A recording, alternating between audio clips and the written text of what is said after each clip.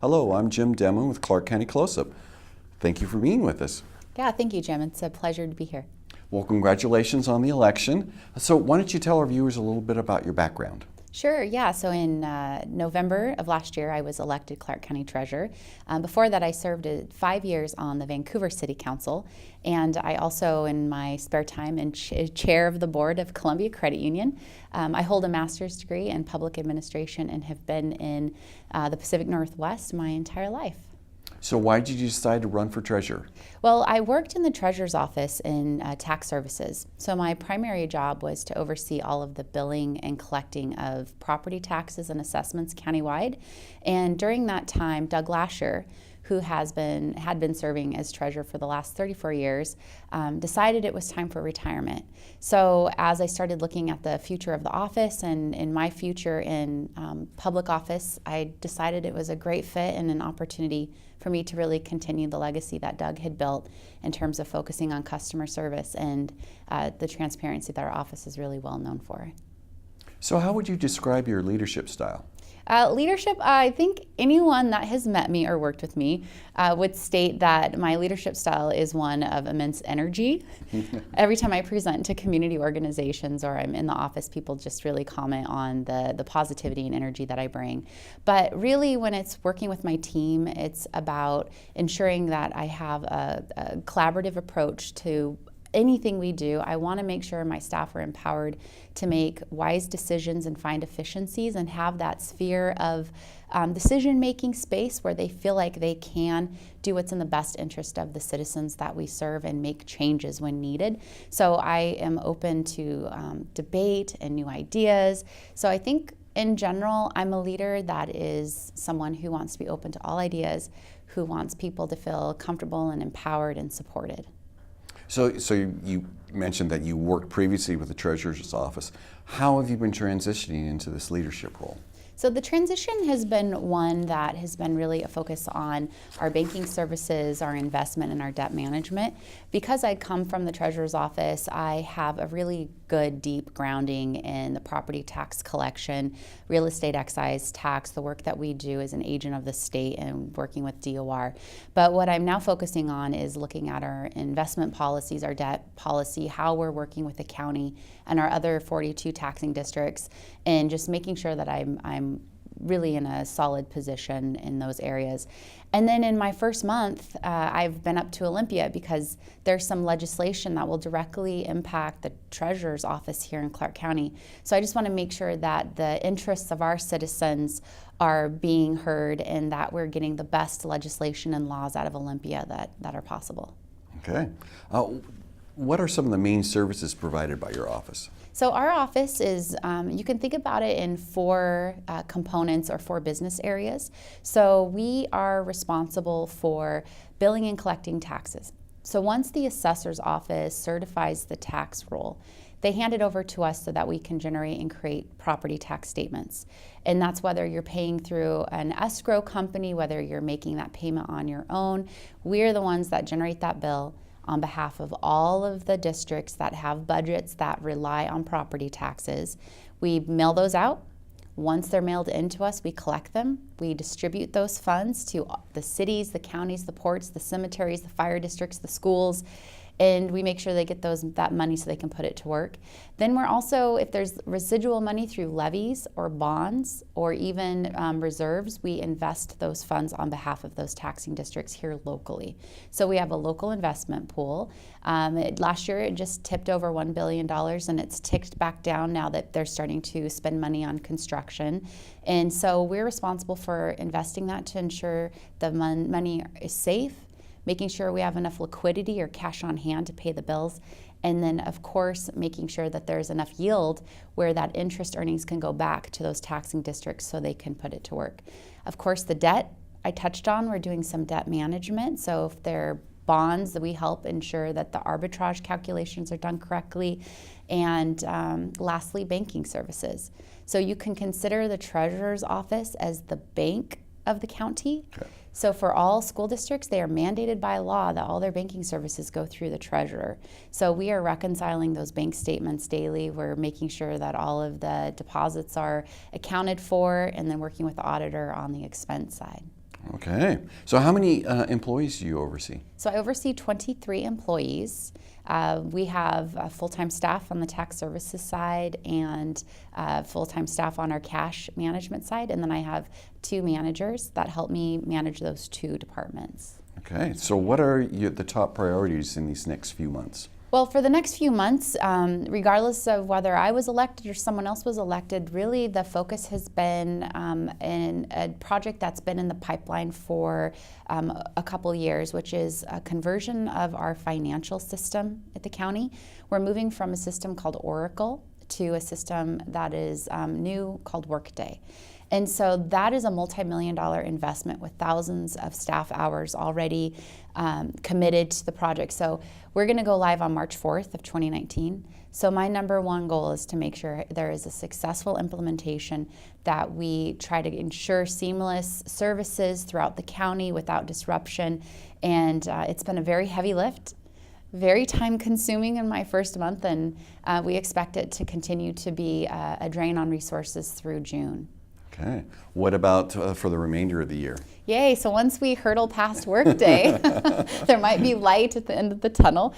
Then we really want to focus on ensuring that we are looking at our banking service contract. So we currently have a contract that is in the middle of the last of its renewal. So we'll be looking to see if we need to go out for a request for proposal. And as you can imagine, being the bank of the county, it's a very large contract that has 400 different funds, multiple accounts. And so if we're going to make that move, it will be a really big endeavor for our office. So we'll be doing an evaluation of our banking services this year. And then in addition to that, we want to make sure we have a successful tax season in April and October. And from there, I'm going to start focusing on customer service. Okay. Looking long-term, what are some of the biggest challenges facing the Treasurer's Office? So long-term in Treasury management in general, and I don't think the Clark County office is the only office that will see these potential challenges, is the ever-evolving and rapidly changing environment around technology and banking services. So we have customers, not only the schools and the ports and the cemeteries and the fire districts and the schools, but we have citizens. So we have 148,000 plus accounts that we're managing that pay property taxes. And each of those citizens, myself included, may want to provide payment in a different way. Some people want to stick with checks and want a paper statement. Some people want to be able to pay online with a credit card or an e-check. Others may want to start using newer technologies and use a digital wallet. And as we start looking at the needs of our customers, it's important for the treasurers in the state to be able to meet those needs with keeping technology, security in mind, making sure that we're also keeping the state statutes up to date, because we can't do anything in terms of billing or collecting unless we're given the permission by the state. And we all know how slow it is to create and change laws. So for us, the biggest challenge is meeting the needs of our customers in a quickly changing environment. And then the opportunities with that, which I bet that's the flip side of the coin, is that we can continue to be a leader in the way that we're offering services, and to make sure that we're doing it in a manner that increases transparency, that's constantly improving the efficiencies in our office by changing processes and cutting out extra, steps and work that we may not need to do anymore because paper isn't involved.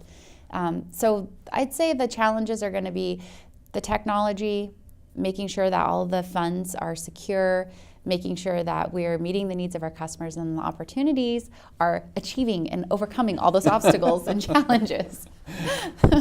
So when will the 2019 tax statements come out? So traditionally, tax statements are mailed around Valentine's Day. That's always been a gift to the taxpayers, a little love in their mailbox. But this year, because of the new Workday conversion, we have a 3-week freeze. So we're asking all of the districts not to process any invoices, trying to hold off on paying those bills until March 4th. We're not going to be sending tax statements because that would end up making us have to process a bunch of transactions that we would have to manually enter, whereas now we can upload that information. So March 4th is the date that we'll be mailing statements this year. Okay. Yes. The state of Washington is in the middle of a 2-year process of changing the way property taxes are collected and distributed. What can taxpayers expect in 2019? So taxpayers can expect in 2019, and I won't make it a blanket statement for everyone, but the majority of taxpayers will see a decrease on their property tax assessments this year. Good news. Good news for most, yes. And the reason for that, if people recall, they saw a spike in their property taxes in 2018 because there was a new state schools levy to meet the state's paramount duty of funding K-12 education. So the state implemented a new levy, State Schools 2. This year, there has been a cap on those local approved levies. So if you have a school levy that you had approved, that may have been $2.38 per $1,000 of your home's assessed value. It's now capped at $1.50 per thousand. So the difference is the savings that you're going to see on your tax statement. In addition to that, because last year there was significant revenue at the state from that new State Schools 2 and increased sales tax revenues, they decided to give a one-time tax relief for 2019.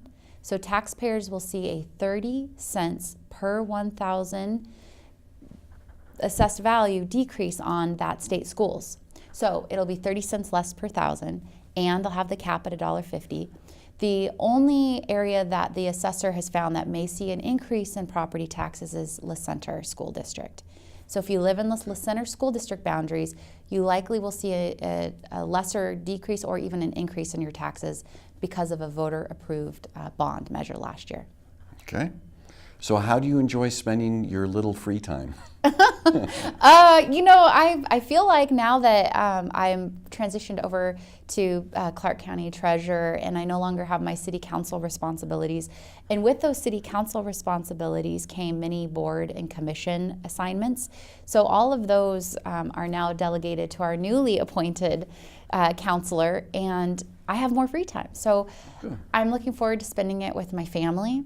And I'm also doing more community outreach and education around the Washington State tax system here locally. Just had our first community forum on the 30th of January, and we'll be having another one on, I think, February 27th. So I'll be spending it doing outreach, doing more exercising and working on some personal fitness. In my 40s, I found that the metabolism isn't as fast. Slows and down. I had to work a little harder. So a little exercise, a lot of family, and getting out and visiting with the community that has given me the honor to represent them. Great. Is there anything else you'd like to share with viewers? Sure, yes. Viewers can, if they're interested in learning more about the Treasurer's Office, we have a dynamic team. We're here to serve the taxpayers, and they can visit our website. It's www.clark.wa.gov, and you do a little / and write treasurer in there, and I think you'll have it on the screen. Yes. They can find us, and they can always call. We have people on the phones, real people that you can talk to ask questions. But I want them to know that I'm here for them, and my team is here to answer any questions as well. Well, thank you very much, and good luck with your new position. Thank you so much.